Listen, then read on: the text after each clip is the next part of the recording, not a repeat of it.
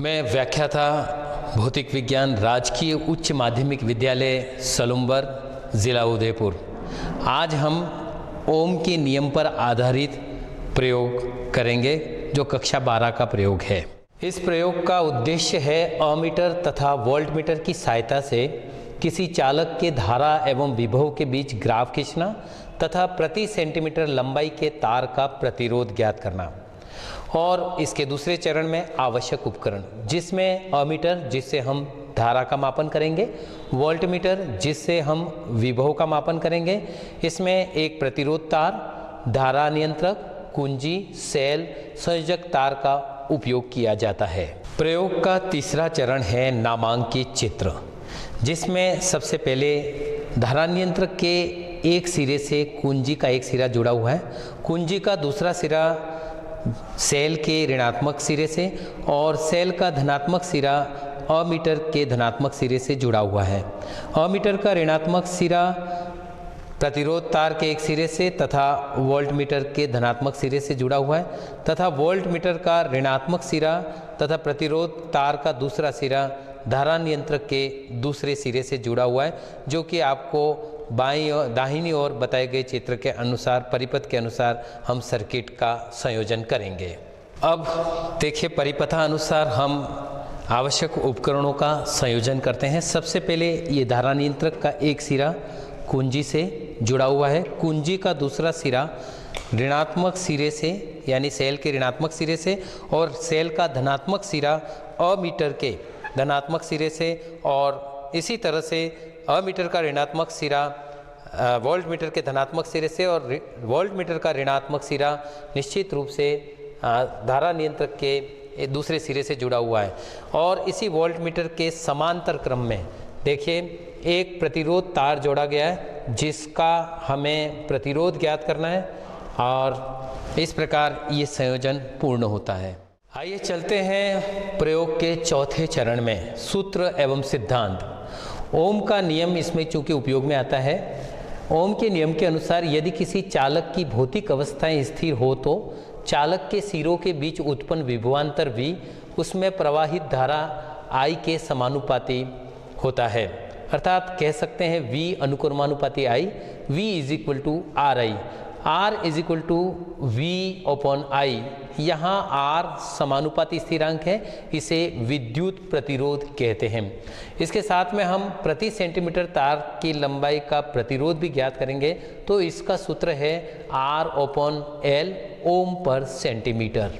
आइए अगले चरण में प्रेक्षण। प्रेक्षण में सबसे पहले हम जो उपयोग में ले रहे हैं वोल्टमीटर तथा अमीटर, जिनका अल्पतमांक ज्ञात करना होता है। इसके वोल्टमीटर का अल्पतमांक का सूत्र है परास बटा भागों की कुल संख्या।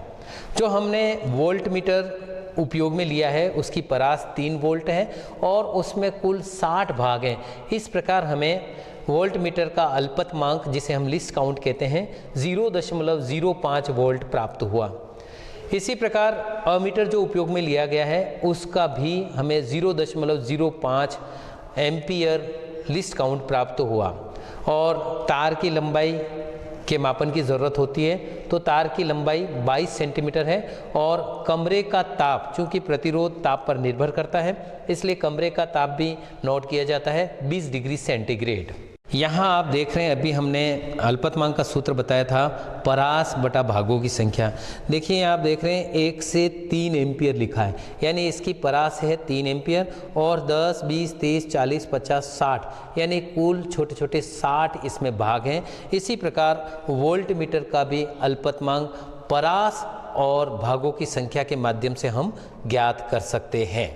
प्रेक्षण में अब प्रेक्षण सारणी की बात करते हैं तार के प्रतिरोध के लिए। तो सबसे पहले सीरियल नंबर क्रम संख्या, दूसरा इसमें है वोल्टमीटर का पाठ्यांक, उसमें 2 भाग में डिवाइड कर रखा है, एक तो भागों की संख्या D और दूसरा जो विभव का मान आएगा वो है D इंटू LC, यानी भागों की संख्या का गुणा किया गया है अल्पतमांक से।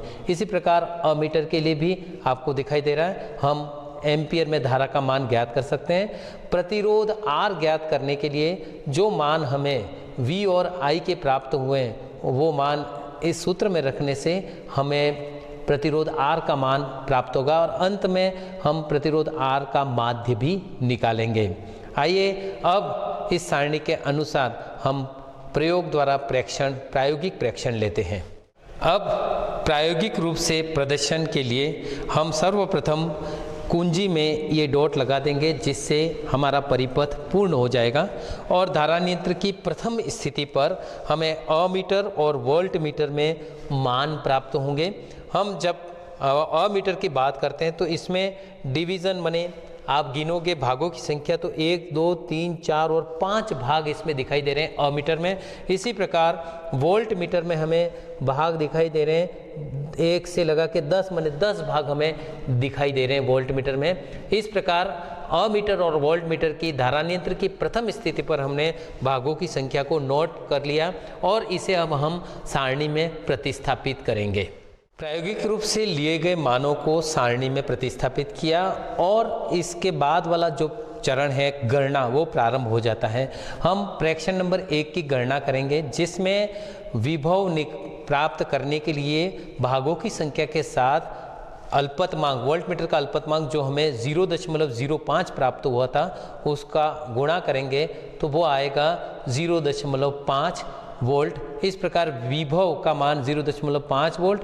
इसी प्रकार हम अमीटर का पाठ्यांक भी सारणी में प्रतिस्थापित करेंगे, जिससे हमें 0.25 एम्पियर धारा का मान प्राप्त होगा। अब गणना में हम आगे बढ़ते हैं तो V और I यानी कि 0.5 में 0.25 का भाग देते हैं तो हमें 2 प्राप्त होता है, यानी तार का प्रतिरोध 2 ओम प्राप्त हुआ। अब धारा नियंत्रक की दूसरी स्थिति करते हैं, जिसमें अमीटर के मान को हम लाते हैं 10 खानों तक। इसके अंतर्गत फिर वोल्ट मीटर का जो मान आया उसे पढ़ते हैं।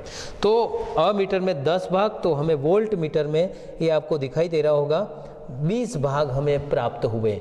अब इन मानों को हम निश्चित रूप से प्रेक्षण सारणी में प्रतिस्थापित करेंगे। इसी तरह हम धारा नियंत्रक की स्थिति को बदलते बदलते निश्चित रूप से हम आगे के 5 प्रेक्षण पूर्ण करेंगे और फिर विभव और धारा के बीच में ग्राफ खींचेंगे, जो हमें एक सीधी रेखा प्राप्त होना चाहिए।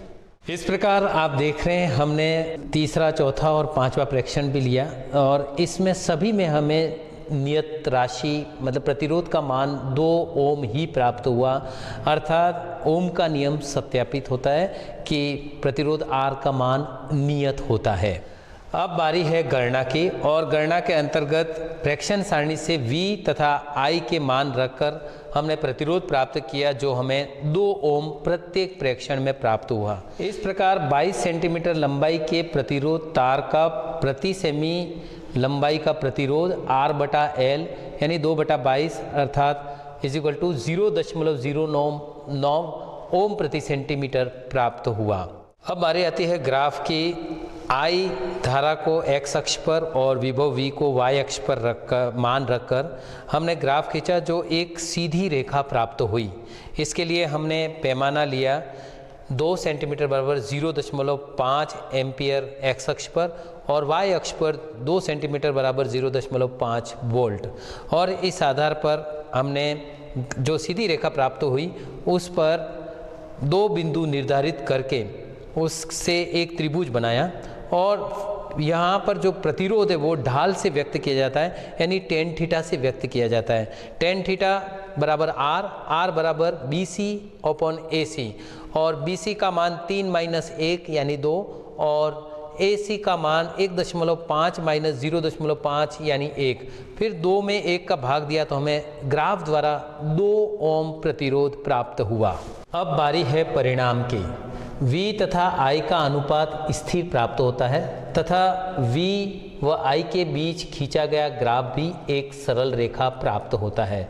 दूसरा परिणाम, प्रति सेंटीमीटर लंबाई के तार का प्रतिरोध हमें 0.099 ओम पर सेंटीमीटर प्राप्त हुआ। और अगला चरण सावधानियों का, जिसमें हमें जो ध्यान रखने वाली बातें हैं वो है पाठ्यांक लेते समय दृष्टि पैमाने पर लंबवत होनी चाहिए। परिपथ में कुंजी तभी लगानी है जब पाठ्यांक लेने हो, और ये भी ध्यान रखना है कि सारे संयोजन दृढ़ यानी टाइट हैं कि नहीं, इस बात का भी ध्यान रखना है। इस प्रकार ओम के नियम पर आधारित ये प्रयोग हम कर सकते हैं। धन्यवाद।